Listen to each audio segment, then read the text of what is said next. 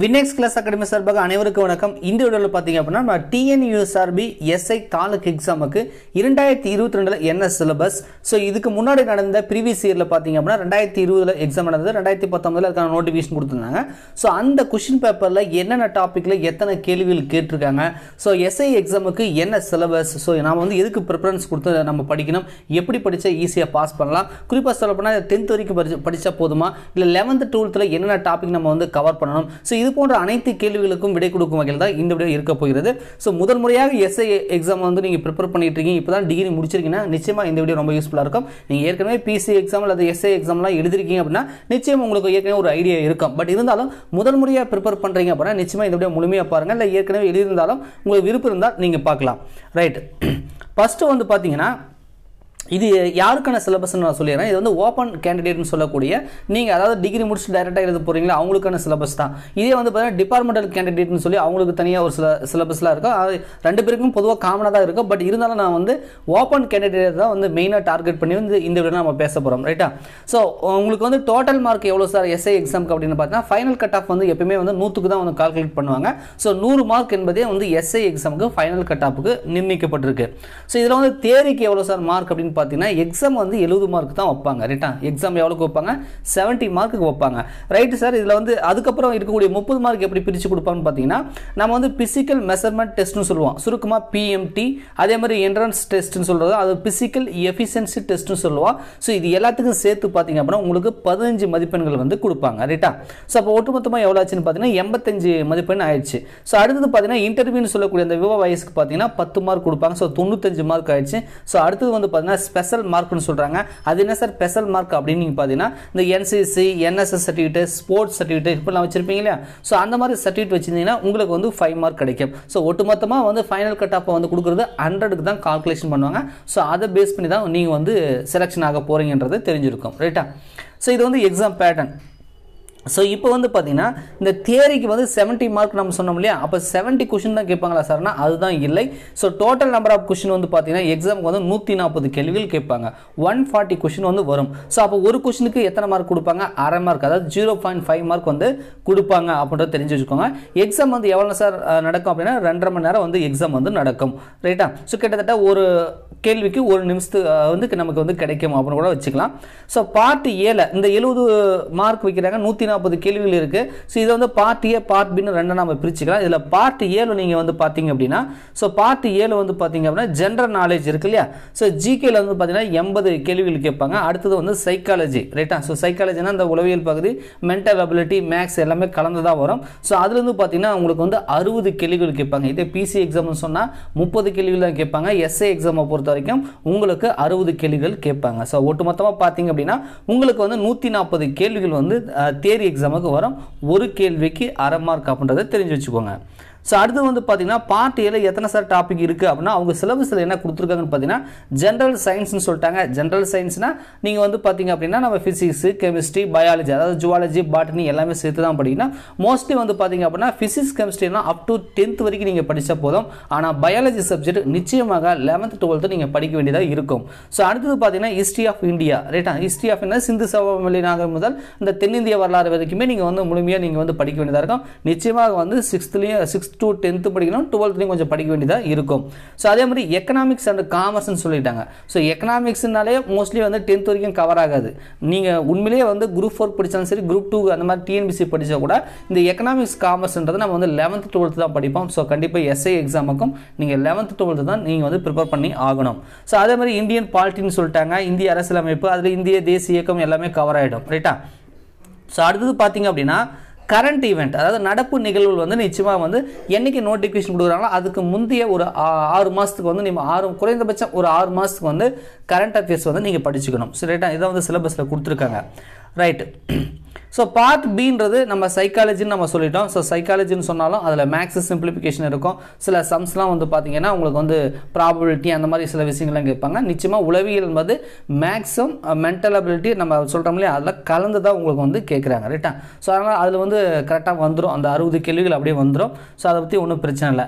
இப்போ 2019 நோட்டிஃபிகேஷன் கொடுத்து 2020 வந்து நமக்கு வந்து எஸ்ஐ எக்ஸாம் வந்து நடந்துச்சு இல்லையா? ஸோ இந்த எக்ஸாமில் என்னென்ன டாப்பிக்கில் வந்து கொஷின் கேட்டிருக்காங்க அப்படின்றத நீங்களே பார்த்தீங்கன்னா உங்களுக்கு வந்து படிக்கிறதுக்கு ஒரு ஐடியா கிடைச்சிடும் ரைட்டா. ஃபஸ்ட்டு பாருங்க பாலிட்டி ரைட்டா, இந்திய அரசியலமைப்புன்னு நம்ம சொல்கிறோம் இல்லையா. ஸோ இதில் வந்து பார்த்தீங்க அப்படின்னா உங்களுக்கு 7 கேள்விகள் வந்து கேட்டிருக்காங்க ரைட்டா. இதிலே வந்து நீங்கள் ஐஎன்எம்மும் சேர்த்திக்கணும், ஏன்னா நீங்கள் 10th படிக்கிறீங்கன்னா எல்லாம் சேர்த்து தான் படிக்கணும். சரி, 7 கேள்விகள் கேட்டிருக்காங்க. சார் தமிழ் வந்து சிலபஸில் நீங்கள் சொல்லவே இல்லையா, ஆனால் பார்த்தீங்கன்னா தமிழ் வந்திருக்கு ரைட்டா. ஸோ சிலபஸுக்கும் ப்ரீவியஸ் இயர் கொஸ்டின் பேப்பருக்கும் பார்க்கும்போது ஒரு சின்ன டிஃப்ரெண்ட் இருக்குது, நான் சொல்கிறேன் ரைட்டா. ஸோ தமிழில் பார்த்தீங்க அப்படின்னா நம்ம பொது தமிழ் அப் டு இதெல்லாம் வந்து ஜிகே மாதிரி வச்சுக்கோங்களேன். நம்ம வந்து 10th வரைக்கும் படித்த கூட போதும், பட் அதுக்கு மேலே கேட்பாங்களான்னா அதுக்கு மேலே வந்து ஏன்னா இது வந்து எஸ்ஏ எக்ஸாமை பொறுத்த வரைக்கும் வந்து உங்களுக்கு டிகிரி ஸ்டாண்டர்ட் ரைட்டா. ஆனால் ஜிகேவை பொறுத்த வரைக்கும் இந்த சில இதெல்லாம் இந்த மேக்ஸ்லாம் பார்த்தீங்கன்னா உங்களுக்கு அப் டு 12th லெவல் அப்படின்றத அவங்க கொடுத்துருக்காங்க.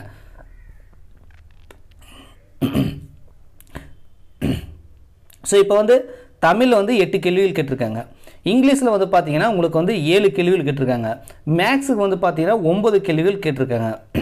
அடுத்தது பார்த்தீங்கன்னா ஃபிசிக்ஸில் பார்த்தீங்கன்னா உங்களுக்கு 6 கேள்விகள் கேட்டிருக்காங்க. பயாலஜியில் பார்த்தீங்கன்னா அதிகபட்சமாக 11 கேள்விகள் வந்து கேட்டிருக்காங்க. ஸோ அடுத்தது பார்த்தீங்கன்னா ஹிஸ்ட்ரியில் வந்து பார்த்தீங்கன்னா உங்களுக்கு வந்து 8 கேள்விகள் கேட்டிருக்காங்க. ஜாகிரபிலையும் 9 கேள்விகள் கேட்டிருக்காங்க. அதே மாதிரி எக்கனாமிக்ஸ் காமர்ஸில் வந்து பார்த்தீங்கன்னா உங்களுக்கு வந்து 9 கேள்விகள் கேட்டிருக்காங்க. ஸோ ஒட்டு மொத்தமாக 80 கேள்விகள் இந்த பேட்டர்னில் தான் வந்திருக்கு ரைட்டா. ஸோ அப்போ எஸ்ஐ எக்ஸாமை பொறுத்த வரைக்கும் நீங்கள் இந்த 9 டாபிக் தான் வந்து நீங்கள் படிக்கணும் ரைட்டா. ஸோ இப்போ ஒரு விஷயம் வரும் சார், சிலபஸில் நீங்கள் ஒரு 5 டாபிக் தான் சொன்னீங்க, ஒரு 6 டாபிக் தான் இருக்குது. அது கரண்ட் நடப்பு நிகழ்வுகள் தவிர வந்து பார்த்தீங்கன்னா மொத்தமே 5 டாபிக் தான் இருக்குது. ஸோ இதில் வந்து கரண்ட் அஃபேர்ஸ் ஒரு டாப்பிக்கை கொடுக்கல அப்படின்னு பார்த்தீங்கன்னா இந்த கரண்ட் அஃபேர்ஸ்ன்றது மோஸ்ட் ஆஃப் வந்து ஜிகே மாதிரி கேட்டுறாங்க ரைட்டா. ஸோ அது வந்து ஜிகேவா கரண்ட் அஃபேர்ஸ்னு பிரித்து பார்க்க முடியாது. பட் இருந்தாலும் ஏதாவது ஒரு கேள்வி 2 கேள்வி அந்த மாதிரி வருது. நான் கரண்ட் அஃபேர்ஸ் வராதுன்னு சொல்ல வரல, பட் நான் அந்த பேட்டர்னில் கேட்டிருக்காங்கன்னு நான் சொல்ல வரேன் ரைட்டா. சரி, இப்போ ஒரு விஷயம் நம்ம வருவோம். இப்போ பாலிட்டி அப்படின்னா கண்டிப்பாக வந்து நீங்கள் வந்து இந்திய அரசியலமைப்புனா அப் டு 10th படிக்கணும். கொஞ்சமாக நீங்கள் வந்து 11th 12th ஏதாவது இருக்கா அந்த நம்ம டிஎன்பிசி குரூப் 2 சிலபஸ் பார்த்தீங்கன்னா தெரியல, சில டாபிக் மட்டும் கவர் ஆகும், அது மட்டும் நீங்கள் படித்தா போதுமானது. தமிழை பொறுத்த வரைக்கும் அப் டு 10th வரைக்கும் இது வரைக்கும் படித்தாவே போதுமானது. நீங்கள் +1 +2 வந்து படிக்க வேண்டிய அவசியம் கிடையாது. அப் டு நம்ம 10th வரைக்கும் படித்தா போதும். இப்போ வந்து ஒரு கேள்வி வரும் சார், சிலபஸில் வந்து தமிழ் ஒன்று சொல்லவே இல்லை எஸ்ஏ எக்ஸாம். ஏன்னா நீங்கள் பிசி எக்ஸாமை பொறுத்த வரைக்கும் பார்த்தீங்க அப்படின்னா அதில் வந்து தமிழ் வந்து தெளிவாக கொடுத்துருப்பாங்க. ஆனால் இந்த எஸ்ஐ எக்ஸாமுக்கு தமிழ் கொடுக்கவே இல்லை, ஆனாலும் தமிழில் கேள்விகள் வரும். இன்னும் சொல்ல போனால் அனைத்து அரசு போட்டித் தேர்வுகளுக்கு வந்து தமிழ் ஒரு எலிஜிபிள் டெஸ்ட்டாக வைக்கிறேன்னு வேறு சொல்லிட்டு இருக்காங்க. டிஎன்பிசியில் கூட இப்போ ரீசெண்டாக பார்த்தீங்கன்னா உங்களுக்கு அதுக்கான நடவடிக்கைலாம் போயிட்டுருக்கு. அதனால தான் வந்து குரூப் 2 குரூப் 4 வரல. ஸோ இந்த மாதிரி விஷயம்லாம் நீங்கள் ஏற்கனவே மீடியாக்களில் வந்து பார்த்துருப்பீங்க. ஸோ எஸ்ஐ எக்ஸாம் காவலர் தேர்வுக்கு கூட பார்த்தீங்கன்னா தமிழ் வந்து ஏற்கனவே வந்து காவலர் தேர்வில் தமிழ் வந்து கொஞ்சம் வந்துடுது. பட் ஆனால் வந்து இப்போ நம்ம எஸ்ஐ எக்ஸாமுக்கு வந்து தமிழ் கேட்குறாங்க, பட் ஆனால் எலிஜிபிள் டெஸ்ட்டாக வந்து அவங்க வைக்கிறது இல்லை ரைட்டா. ஸோ எப்படி இருந்தாலுமே நம்ம தமிழ் வந்து படித்தாகணும் அப்படின்றது மட்டும் தெரிஞ்சுக்கோங்க. ஸோ 6ஆம் வகுப்பு முதல் 10ஆம் வகுப்பு வரைக்கும் இருக்கக்கூடிய நீங்கள் தமிழ் வந்து படித்தாகணும். ஸோ அடுத்தது இங்கிலீஷில் வந்து 7 கேள்விகள், கிராமர் அந்த மாதிரி ரொம்ப சிம்பிளாக தான் கேட்குறாங்க. இது வந்து அந்த அப் டு 10th லெவலில் தான் வந்து கேட்குறாங்க. பேசிக் இங்கிலீஷ் தான் கேட்குறாங்க. இதில் 7 கேள்விகள் வந்திருக்கு. மேக்ஸ் வந்து பார்த்தீங்க அப்படின்னா கொஞ்சம் டஃப்பாக கேட்டிருக்காங்க. அது என்ன சார்னா, நீங்கள் டிஎன்பிசிலாம் பார்த்தீங்க அப்படின்னா மேட்ரிக்ஸ்னு ஒன்று கேட்கவே மாட்டாங்க. அந்த அணிகள் இருக்கு இல்லையா, நீங்கள் 10th படிச்சிருக்கலாம், அதில் +1 +2 பார்த்தா நம்ம மேட்ரிக்ஸ்லாம் படிச்சிருப்போம். ஸோ அந்த மேட்ரிக்ஸ்லாம் பார்த்தீங்கன்னா நம்ம டிஎன்பிசிலாம் வந்து கேட்குறதில்ல. ஆனால் வந்து எஸ்ஐ எக்ஸாமில் மேட்ரிக்ஸ் கேட்குறாங்க. அதே மாதிரி பார்த்தீங்கன்னா அந்த இயற்கணிதம் சொல்கிறோம்ல, அல்ஜிப்ராவில் வந்து பார்த்தீங்கன்னா நம்ம ஹையர் லெவலில் இருக்கக்கூடிய அல்ஜிப்ராலாம் வந்து பார்த்தீங்கன்னா எஸ்ஐ எக்ஸாமில் கேட்குறாங்க. ஸோ இதுலேருந்து என்ன நமக்கு தெரியுது அப்படின்னு பார்த்தீங்கன்னா மேக்ஸ் வந்து நீங்கள் வந்து ஓரளவுக்கு வந்து அப் டு 12th வரைக்கும் தெரிஞ்சிருக்கணும். ஆனால் இன்டிகிரேஷன் டிஃபரன்சியேஷன் அந்த மாதிரிலாம் தேவைப்படாது. சும்மா அந்த மேட்ரிக்ஸு, இந்த ப்ராபபிலிட்டி, நிகழ்தகவு நம்மளாம் படிக்கிறோம் இல்லையா. ஸோ அந்த மாதிரி விஷயங்களும் அந்த மாதிரி அந்த அல்ஜிப்ரா சம்மந்தப்பட்ட விஷயங்களும் வந்து உங்களுக்கு தெரிஞ்சால் போதும். நீங்கள் டிஃபரன்சியேஷன், இன்டிகிரேஷன் அந்த மாதிரி ஹையர் லெவலுக்கு போகாமல் அதாவது அப் டு 10th அதாவது 9th 10th மேக்ஸுக்கு கொஞ்சம் இம்பார்ட்டன்ட் கொடுக்க வேண்டியதாக இருக்கும். நீங்கள் குரூப் 4 படிக்கிறீங்கன்னா up to 6th to 8th வாழ்வியல் கணிதம் நம்ம படிப்போம். வாழ்வியல் கணிதம் அதிகமாக கேட்பாங்க. ஆனால் இங்கே வாழ்வியல் கணிதம்ன்றது வந்து பார்த்தீங்கன்னா உங்களுக்கு சைக்காலஜியில் போயிடுது. அதாவது சைக்காலஜியில் கேட்குறாங்க அந்த இடத்துல போயிடுது. ஸோ ஆனால் வந்து ஜிகேல கேட்கக்கூடிய மேக்ஸ் வந்து பார்த்தீங்க அப்படின்னா நம்ம வந்து 9th 10th மேக்ஸும் கொஞ்சம் 11th 12th வந்து படிக்க வேண்டியது இருக்குது. நீங்கள் ப்ரீவியஸ் இயரில் எப்படி கேள்வி கேட்டாங்களோ அந்த டாபிக் மட்டும் படித்தா கூட போதும். நீங்கள் முழுமையாக மேக்ஸ் வந்து 11th 12th நீங்கள் ப்ரிப்பேர் பண்ண வேண்டியது இல்லை ரைட்டா. ஸோ அடுத்து வந்து ஃபிசிக்ஸ் வந்து 6 கேள்விகள் கேட்டிருக்காங்க. ஃபிசிக்ஸில் வந்து ப்ராப்ளமேட்டிக்காக கேட்குற மாதிரி கேட்குறாங்க ரைட்டா. சில விஷயங்கள் ஃபைண்ட் அவுட் பண்ணுற மாதிரி, அதாவது ஃபிசிக்ஸ்லேயே வந்து கால்குலேஷன் சம்லாம் வரும். நீங்கள் வந்து பார்த்தீங்கன்னா உங்களுக்கு தெரிஞ்சிருக்கும். ஸோ அந்த மாதிரி கேட்குறாங்க. பட் இருந்தாலும் நம்மளால் அந்தளவுக்கு ரொம்ப டீப்பாக படிக்க முடியலனாலும் நம்ம வேறு ஏதாவது ஒரு டாப்பிக்கில் நம்ம படிச்சுக்கலாம். பேசிக்காக வந்து டைரக்ட் கொஸ்டின் என்னவோ அதை மட்டும் தெரிஞ்சுக்கிட்டா கூட போதுமானது. ஸோ அடுத்து கண்டிப்பாக பயாலஜி வந்து 11th 12th தான் அதிகமாக கேட்குறாங்க எஸ்ஏ எக்ஸாம் பொறுத்த வரைக்கும். அப்போ வந்து 10th வரைக்கும் கேட்கலன்னா 10th வரைக்கும் கேட்குறாங்க. பட் இருந்தாலும் வந்து பயாலஜி அதாவது ஜுவாலஜி பாட்டனி நம்ம அந்த பகுதிகள் பொறுத்த வரைக்கும் 11th 12th கண்டிப்பாக நம்ம வந்து படித்து ஆகணும். ஸோ அடுத்து வந்து பார்த்திங்க அப்படின்னா ஹிஸ்ட்ரி நம்ம சொன்ன வரைக்கும் இந்திய சிந்துவெளி சமவெளி நாகரிகம் முதல் தென்னிந்திய வரலாறு வரைக்கும் நீங்கள் வந்து படிக்கணும். ஸோ இது கண்டிப்பாக 10th 12th மோஸ்ட்லி வந்து நீங்கள் குரூப் 4 குரூப் 2 படித்தா கூட பார்த்தீங்கன்னா அப் டு 11th 12th நம்ம படிக்க வேண்டிய கட்டாயத்தில் இருப்போம். ஸோ அதே மாதிரி தான் என்னென்ன 10th வரைக்கும் நல்லா கவர் பண்ணிக்கணும். அதே மாதிரி +1 +2 புக் பேக் பாக்ஸ் கொஷின் இது பர்டிகுலர் சிலபஸுக்கு என்ன தேவையோ அதை மட்டும் நீங்கள் படிச்சுட்டா கூட போதுமானது. அடுத்தது ஜாகிரபியில் 9 கேள்விகள் கேட்டிருக்காங்க. இது வந்து 9th 10th அதிகமாக கேட்டிருக்காங்க. நீங்கள் வந்து ஜாகிரபி கூட +1 +2 அவாய்ட் பண்ணாலும் அப் டு 9th 10th வரைக்கும் நீங்கள் படிச்சுட்டா கூட போதுமானது. எக்கனாமிக்ஸ் காமர்ஸை பொறுத்த வரைக்கும் +1 +2 தான் கேட்குறாங்க. அதுவும் காமர்ஸில் அதிகமாக கேள்விகள் எக்கனாமிக்ஸில் தான் கேட்குறாங்க. ஸோ எக்கனாமிக்ஸை பொறுத்த வரைக்கும் +1 +2 நீங்கள் படிச்சுட்டா போதும். ஸ்கூல் புக்கில் பார்த்தீங்கன்னா மோஸ்ட்லி 10th வரைக்குமே எக்கனாமிக்ஸ் வந்து அதிகமாக கவராக இருக்காது. நீங்கள் வந்து +1 +2 மட்டுமே படித்தா கூட போதும். நீங்கள் வந்து அப் டு 10th வரைக்கும் அதே வந்து கவர் ஆகிடுது ரைட்டா. ஸோ அதனால் அந்த டாபிக் பொறுத்த வரைக்கும் +1 +2 வந்து நீங்கள் வந்து ஃபோக்கஸ் பண்ணுங்கள் ரைட்டா. ஸோ இந்த மாதிரி தான் வந்து இந்த 80 கேள்விகள் வந்து கேட்டிருக்காங்க. சிலபஸில் பார்த்தீங்கன்னா ஃபஸ்ட்டு வந்து தமிழ் கொடுக்கல, ஆனால் தமிழ் கேள்விகள் கேட்குறாங்க. அதே மாதிரி மேக்ஸ் கொடுக்கல, மேக்ஸ்லேயும் வந்து கேள்விகள் கேட்டிருக்காங்க. இங்கிலீஷ் கொடுக்கல, இங்கிலீஷ்லேயும் கேள்விகள் கேட்டிருக்காங்க. ஸோ அதனால் பேசிக்காக வந்து தமிழ் இங்கிலீஷு மேக்ஸ் மூணுத்துலையுமே கேள்விகள் கேட்டிருக்காங்க. சிலபஸில் வந்து பொது தமிழ், பொது இங்கிலீஷ் அல்லது பொது கணிதம் இந்த மாதிரி கணிதம் அப்படின்ற மாதிரி மென்ஷன் பண்ணலாம் கூட நீங்கள் இதை படித்து ஆகணும். ஸோ அதனால் சிலபஸ் டவுன்லோட் பண்ணேன் சார், சிலபஸில் இதுதான் டாபிக், இதுதான் வந்து நான் படிப்பேன் அப்படின்னு இல்லாமல் தமிழுக்கும் இங்கிலீஷுக்கும் மேக்ஸுக்கும் படிங்க. மோஸ்ட்லி இங்கிலீஷில் கொஞ்சம் வீக்காக இருக்கீங்க அப்படின்னா நீங்கள் மேக்ஸுக்கும் தமிழும் படிங்க. இங்கிலீஷில் பேசிக் கிராமர் அந்த மாதிரி ஏதாவது வந்து கொஞ்சம் சிம்பிளாக இருந்தால் மட்டும் படிச்சுக்கோங்க ரைட்டா. ஸோ இதான் வந்து சிலபஸ் உங்களுக்கு புரிஞ்சிருக்குன்னு நினைக்கிறேன். நான் ஏற்கனவே சொன்ன மாதிரி சைக்காலஜி வந்து பார்த்தீங்கன்னா மொத்தம் 60 கேள்விகள் கேட்பாங்க. அது மேக்ஸும் சேர்த்தே வந்து கேட்பாங்க. ப்ரீவியஸ் இயர் கொஸ்டினை வந்து நீங்கள் அப்படியே சால்வ் பண்ணுறீங்க, இல்லை அப்பப்போ வந்து ரிலாக்ஸ் டைமில் வந்து நீங்கள் சைக்காலஜி படிச்சிங்கனாலே போதுமானது. இதெல்லாம் வந்து பார்த்தீங்கன்னா மெமரி பேஸ்டே கிடையாது. சைக்காலஜியை பொறுத்த வரைக்கும் நம்ம வந்து ப்ராக்டிக்ஸு நம்ம எந்த அளவுக்கு ப்ராக்டிஸ் பண்ணுறப்போ வந்து நம்ம தெரியும். ஒரு டாபிக் எடுத்துக்கிட்டால் அதுலேருந்து வந்து எந்த சம்மு கேட்டாலும் நம்மளால் போட முடியும்.